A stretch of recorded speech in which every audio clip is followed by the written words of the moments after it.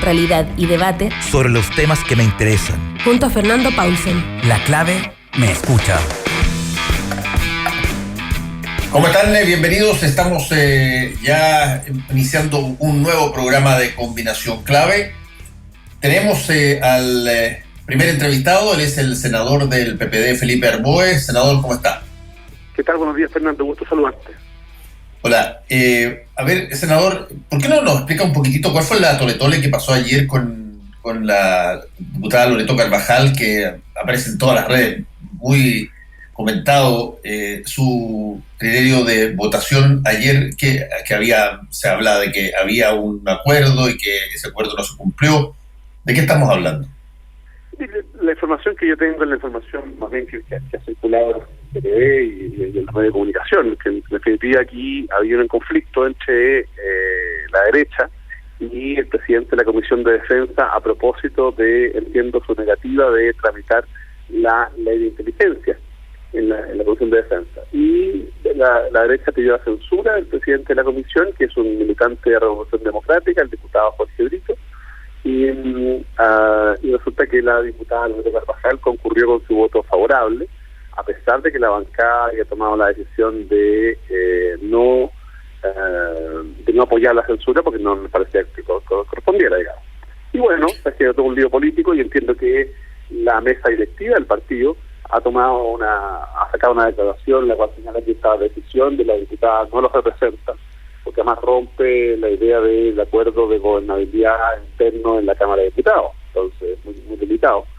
Y bueno, ahí está la discusión. Y eso mala noticia, digamos. Sí, ahora, eso, pero de alguna manera es una cosa que es gráfica para tratar o hablar de alguna manera de la situación de la oposición, digamos. ¿Dónde se encuentra la oposición? ¿En qué lugar de encuentro, para ponerlo más específicamente, se encuentra la oposición? Sí, yo encuentro que la pregunta es muy interesante. Ahora, no le daría a este episodio un síntoma, ¿no?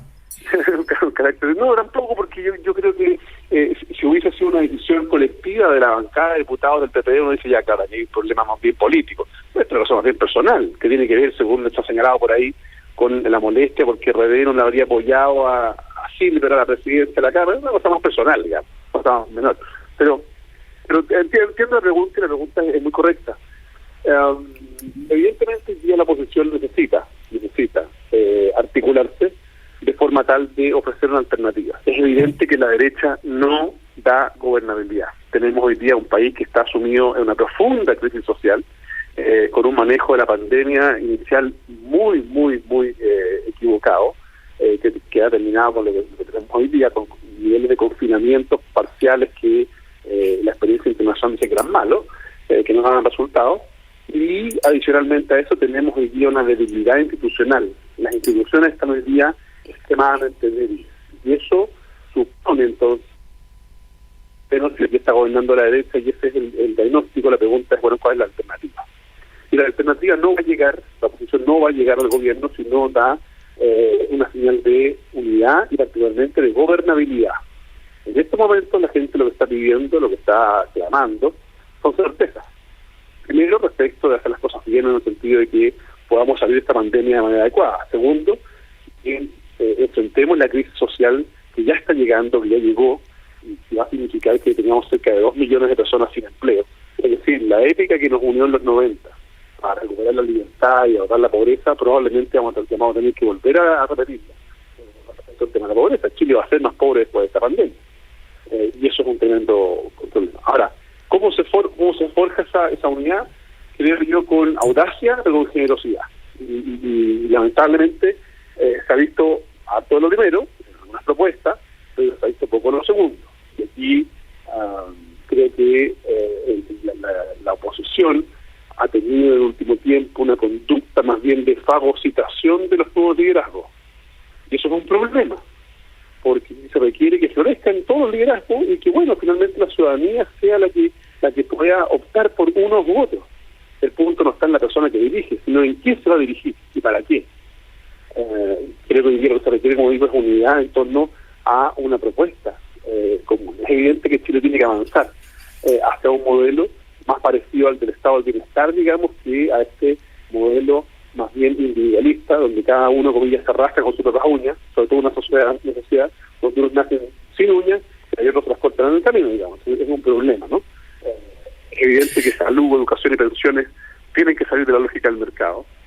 Y en torno a eso podemos juntarnos. Lo que yo planteaba el otro día, decía, probablemente el punto de encuentro sea la socialdemocracia. Y me dijo, oiga, pero ¿usted cree que Boric o Soleal vea socialdemócrata? No. Así como tampoco, no sé, gente en los 90 eran socialistas o demócratas cristianos, pero se juntaron. Creo que hoy día el punto de encuentro puede estar en ese medio. ¿Se fija? Y dar una alternativa de gobernabilidad, donde el crecimiento sea importante, donde el desarrollo sea importante, pero un modelo de desarrollo inclusivo, pero también la protección social, ¿se fija? Porque Chile no puede seguir con este nivel de fractura social y desigualdad que tenemos hoy día. Evidentemente el 18 de octubre cambió la forma de percibir no solo el modelo económico, sino también la forma en que nosotros como sistema político estamos trabajando. Estamos conversando con el senador PPD Felipe Arboe. Felipe, sí, hay un punto que ya está, digámoslo así, que ya está desplegado, que ya está total y absolutamente aclarado en su característica. Solo falta la materialización de una fecha, y que tiene que ver con el proceso constituyente, que de alguna manera, sin recuperar la unidad en la oposición similar a lo que había antaño, lo que sí hace es, en términos de la pregunta constituyente y la posibilidad de una nueva constitución, produce la posibilidad de generar un camino de convergencia, eventualmente de aquí a octubre o en la fecha que se vaya a realizar el plebiscito de entrada. Eso, mientras nos acercamos a esa situación y todavía bajo la pandemia, ¿qué tanto siente usted que al final básicamente lo único que hay como mecanismo de congregación de voluntades en el ámbito de la oposición, básicamente lo que hay es ese proceso constituyente hoy día? Bueno, yo creo que efectivamente, y creo que es necesario, o sea, creo que efectivamente hoy día el plebiscito y el apruebo va a ser un factor de unidad, pero tenemos que trabajarlo, y tenemos que trabajarlo en conjunto. O sea, hasta para votar en conjunto el apruebo, ha habido diferencias internas de forma, de quién lidera, quién no, y por eso le falta generosidad en esto, falta articulación política, falta capacidad de liderazgos políticos, digamos, que estén disponibles con generosidad a avanzar en esto. Ahora, mira, hay un punto que a mí me preocupa enormemente, que tiene que ver con algo que tú planteabas respecto de la importancia del plebiscito. A mi juicio, el plebiscito es la única salida institucional a la crisis de institucional que tenemos hoy día y de vida democrática. Es la única. Y creo que aquellos que plantean o siguen sugiriendo la necesidad de decir, mire, sabe que el desarrollo, el crecimiento requiere certeza y por tanto el plebiscito mete incertidumbre, yo solo quiero decirle que no hay mayor certeza para un inversionista que la paz social. Y hoy día la paz social está en cuestión, está peligrando por los niveles de desigualdad, por lo que se viene desde el punto de vista social, y por tanto el plebiscito puede ser una válvula de escape muy importante para mantener la estabilidad democrática y hacer los cambios y tener finalmente un pacto social que sea un punto de unidad. Entonces, en ese escenario, que no es que sea voluntario, la oposición tiene el deber de unirse en torno a ciertos idearios comunes, porque una cosa es votar a prueba, otra cosa es votar a prueba comisión constituyente, fantástico, pero de ahí tenemos que ponernos de acuerdo en ciertos elementos comunes, porque las constituciones tienen valores, principios y reglas. Podremos diferir en las reglas, pero que ciertos valores y principios sean comunes. Eso es lo que le da un ethos común, un mínimo común, digamos, a una coalición política, o un germen de coalición política, que es lo que la gente está esperando como alternativa a este mal gobierno de la derecha. Yo creo que, insisto, yo creo que la derecha no le ha dado gobernabilidad a este país, ni en seguridad, ni en economía, ni en manejo de la pandemia. Estamos conversando con el senador de PPD, Felipe Arboe. Hay un punto justamente en lo que estamos conversando que me parece a mí interesante. ¿Qué tanto, por ejemplo, considera usted, senador, como, a ver, novedoso, como algo que marca una señal que no es, llamémoslo así, casuística, no es un tema, un evento pasajero, sino que hay una señal muy fuerte en el fraccionamiento que se le ha producido a Chile Vamos en las últimas semanas, últimos meses, sobre la base de variantes muy precisas que hasta hace muy poco parecía que había un consenso absoluto en ellas, desde la utilización eventual de los fondos de la AFP, lo que pasó con el postnatal de emergencia, las discusiones que hoy día está teniendo muy fuerte la UDI en contra del ministro del Interior con nombre y apellido. ¿Eso es que rencillas de paso o estamos asistiendo a que la pandemia, así como en la oposición, también en el oficialismo, está de alguna manera haciendo tomar posiciones en términos ideológicos a las personas? Fernando, yo creo que se ha ido creando una sensación. No. Se ha ido constatando un hecho en el sentido de que la oposición tiene fracturas internas, pero se ha ido manejando comunicacionalmente bien soterrado esto de que la derecha está fracturada hace un buen rato. Lo que pasa es que hoy día ya se expresan de manera explícita, toda vez que están muy heridos, particularmente en la UDI, por el límite de la reelección, que les afecta desde el punto de vista del poder de manera determinante. Y por tanto ellos golpean la mesa generando una crisis política. Mi percepción es que este gobierno tiene una debilidad política muy fuerte. De hecho, ya no solo respecto al tema de la AFP, sino respecto, como decía la senadora Van Rieselberghe, acusaba al gobierno de ser condescendiente con los terroristas, digamos, del sur. Entonces, cuando ya la presidenta del partido de gobierno, donde hay ministros de ese partido en el comité político, se permite decir eso respecto del gobierno, mi percepción es que la crisis política llegó para quedarse, porque respecto del gobierno, porque además, tú bien sabes que en los procesos políticos, los años electorales son años donde el poder se desplaza desde el Palacio de la Moneda, donde toman las decisiones estructurales, los partidos políticos son los que definen los candidatos. Entonces este gobierno, el Palacio de la Moneda, va a tener cada vez menos poder, menos peso que el que ya tiene. Si a eso se le suma esta más bien desvinculación emocional de la UDI respecto a su gobierno, vamos a estar en presencia de un gobierno muy debilitado, y por eso yo insisto en que el plebiscito es clave, porque si el estallido social lo tuvimos con un 6% de desempleo, imagínate que puede pasar con un 20% de desempleo y con un gobierno que ni siquiera es capaz de controlar a su gente. Es imposible. Por eso es que creo que desde el punto de vista de liderazgos políticos, del proceso político de Chile, tenemos que ser capaces de fortalecer el plebiscito como una salida institucional a esta crisis. Y adicionalmente, creo yo, no es un acuerdo nacional, pero por lo menos ponernos de acuerdo en cómo se va a enfrentar esta primera etapa de la superación de la crisis social, porque lo que se viene es muy delicado. Los cientos de miles de desempleados o millones de desempleados, sumados adicionalmente a las miles de quiebras de personas naturales y personas jurídicas de pequeñas empresas, es enorme. Por eso que nosotros reclamamos muchas veces respecto a la necesidad, en el caso de la clase media, pedir una ayuda de este segmento, que no recibe nada, porque no, tiene un departamento o tiene una casita, entonces ya no recibe nada, queda fuera de todo tipo de beneficios. Y nosotros hemos hecho un énfasis en el tema de la clase media, y particularmente, y lo hemos conversado varias veces, mi preocupación, y lleva años trabajando en ese tema, respecto al sobreendeudamiento. Entonces, cuando la lógica del gobierno es esta crisis se pasa con deuda de las familias o de las pymes, la pregunta es, bueno, ¿no se ha dado cuenta usted que esta gente ya está al cuello, que vive permanentemente para pagar las cuotas de sus créditos?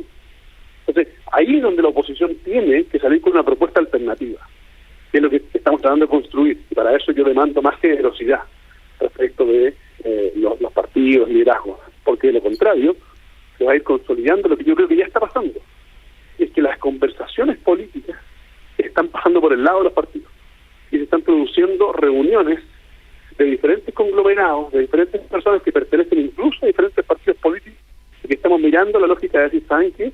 Frente a la inacción o la incapacidad o la falta de generosidad, hay que articularse como venga. Y por tanto, porque lo que está en juego es la estabilidad democrática del país y que definitivamente el mundo de la centro-izquierda tenga una alternativa a, por un lado, el populismo esperante y por otro lado, a una derecha bastante insensible y que no ha dado gobernabilidad a este país. Senador Arboe, yo preguntaba básicamente el estatus que, como usted percibía, estando con ellos y cohabitando con sus colegas del gobierno todo el día, todo el tiempo, por situaciones bien precisas. Por ejemplo, no es extraño, para ser franco, no es extraño que usted u otras personas de pronto convoquen a un acuerdo o a una posibilidad de agrupar a la oposición bajo un sistema o un modelo socialdemócrata. Eso es perfectamente posible de percibir que pueda emanar de ahí.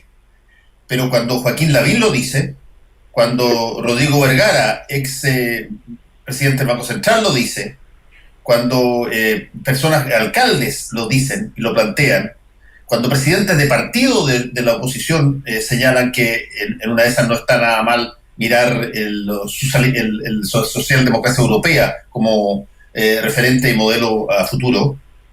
Entonces, por eso insisto en que me pregunta, ahí uno de pronto tiene que tarde o temprano llegar a preguntarse si es que efectivamente se está produciendo aquí una fractura básicamente por diferentes maneras de ver cómo se conduce un gobierno, o se está produciendo una fractura en términos ideológicos que puede derivar, por ejemplo, en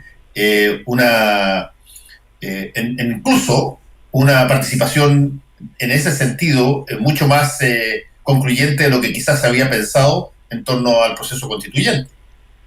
Mira, yo creo que hay diferentes razones probablemente para poder intentar confluir en el mundo del modelo más bien socialdemócrata.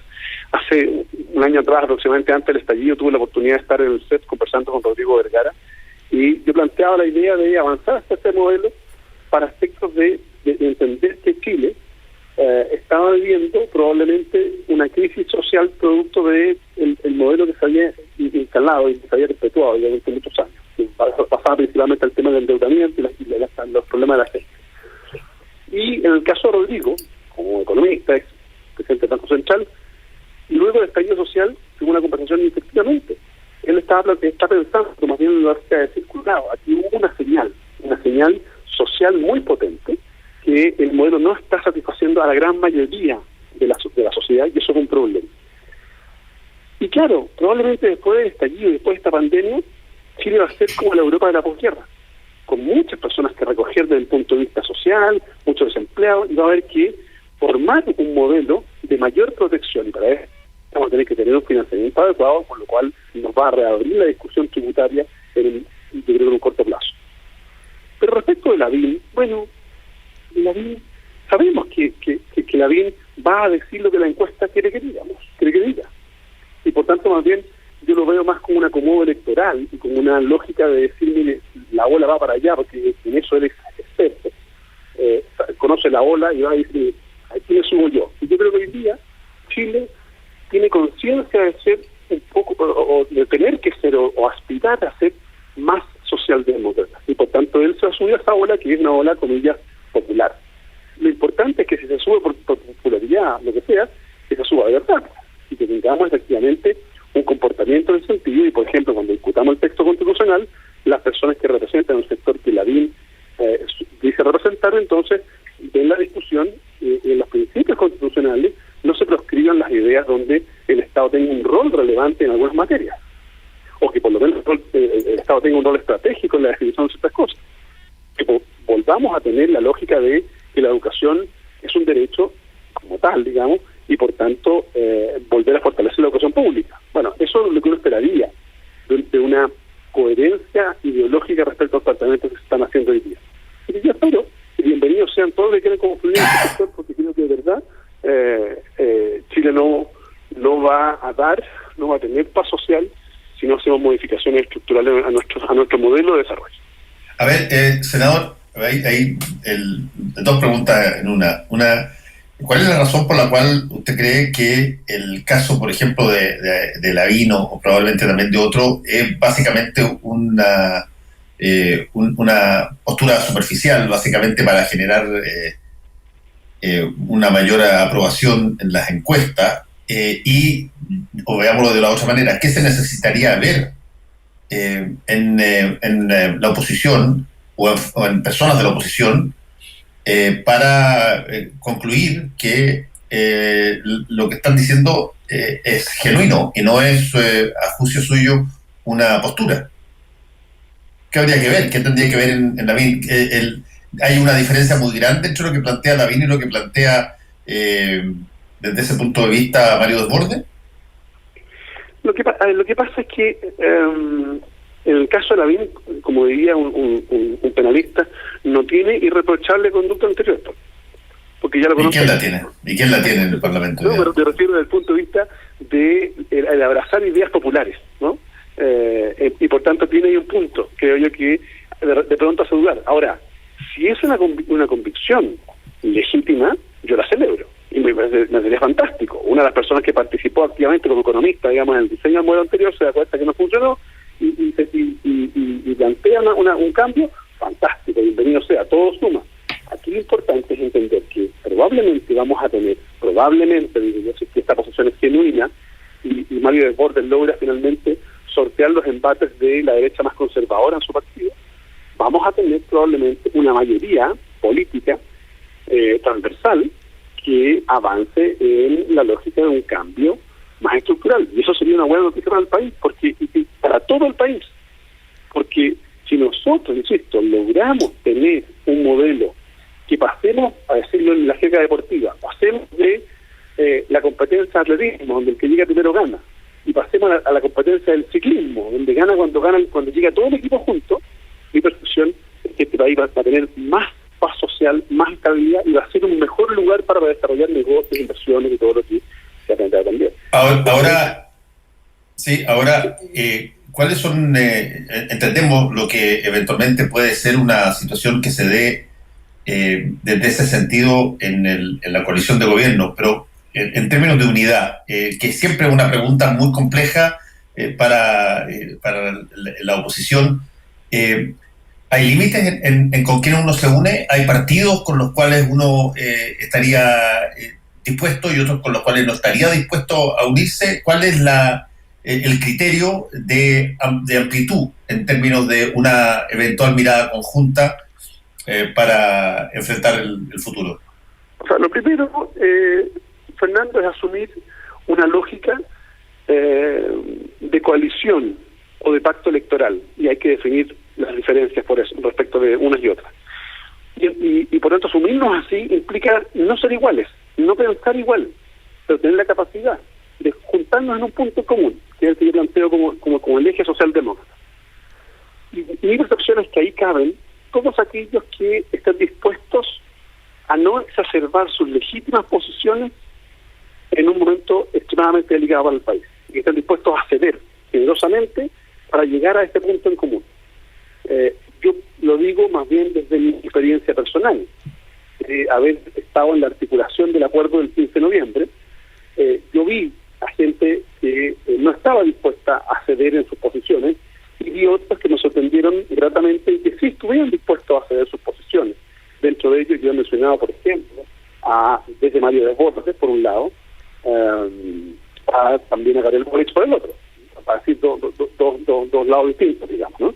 Y por tanto creo que en la oposición, aquí concurrimos al acuerdo constitucional, pudimos haber estado construyendo en ese minuto un germen de coalición política en función de un objetivo común. Así que bienvenidos todos aquellos que se quieran sumar, pero aquellos que quieran exacerbar sus posiciones y decir, mire, yo no cedo porque en realidad este es mi planteamiento ideológico, bueno, no tiene mucho espacio. ¿Sí? Las coaliciones nacen principalmente para juntar una mayoría, para crear una mayoría que pueda llegar al poder, pero que dé gobernabilidad. Eso es lo más importante, porque hoy día lo que la gente está percibiendo es que lo que la derecha, la carta de representación de la derecha, que era la gobernabilidad, ya no la tiene. La pregunta es, ¿quién la tiene? Bueno, tenemos que construir una coalición que dé gobernabilidad.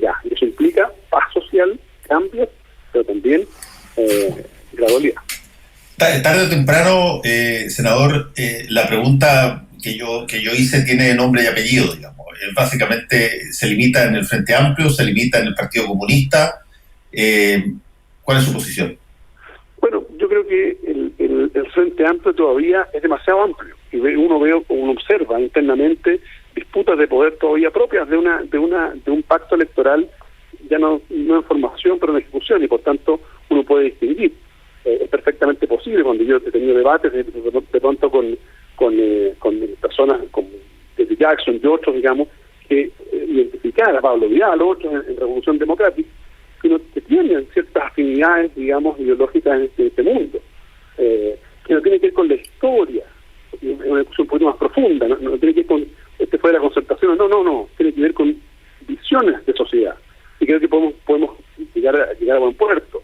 Con Gabriel uno puede tener más diferencia en algunas cosas, él tiene una posición bastante más radical en otras, pero él tiene sentido de Estado, que cuando hay que llegar a un acuerdo, se llega a un acuerdo porque por el país, y por tanto no tengo problema. Ahora, lo del PC es más difícil, lo digo más bien por la forma de sus planteamientos. En principio no se puede excluir a nadie, pero mi percepción es que el hecho de haberse excluido en su oportunidad del acuerdo constitucional, dado que ellos planteaban una posición única, intransigente, bueno, revela un poco cuál es la visión que tienen de la forma de hacer política. No es casualidad que no sean parte del Frente Amplio, no es casualidad que no sean parte de la nueva mayoría, porque finalmente operan solo como partido, y bueno, es muy legítimo, y yo no lo critico, pero son realidades distintas, son posiciones distintas, es la forma de hacer política.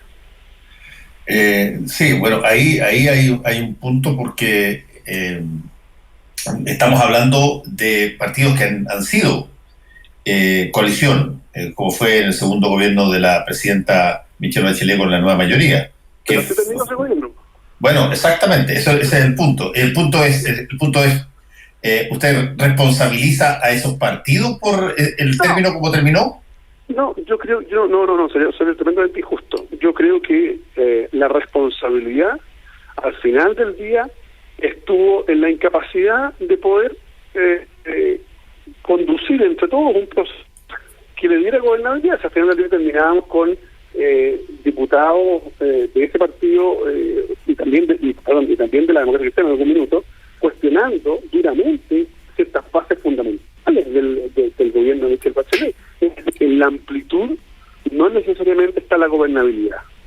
La gobernabilidad se da cuando uno se pone de acuerdo en cuáles van a ser los ejes estructurantes de un acuerdo político. Y mi percepción es que eso no resultó. De hecho, después del gobierno de Michelle Bachelet, esta coalición se desechó, cada uno se fue por su lado, y por tanto perdimos el gobierno a manos de la derecha. Entonces, desde el punto de vista práctico, creo que no fue un buen resultado y por tanto, como decía alguien por ahí, cuando los resultados son malos no hay para qué repetir las fórmulas. Sí. Senador Felipe Arboe, le quiero agradecer por este contacto con Combinación Clave. Muchas gracias. Que le vaya bien. Que tengas buen día, Fernando. Chao. Chao. ¿Qué hacer si alguien de mi familia es diagnosticado y debe hacer cuarentena? Aísla al paciente en una habitación individual y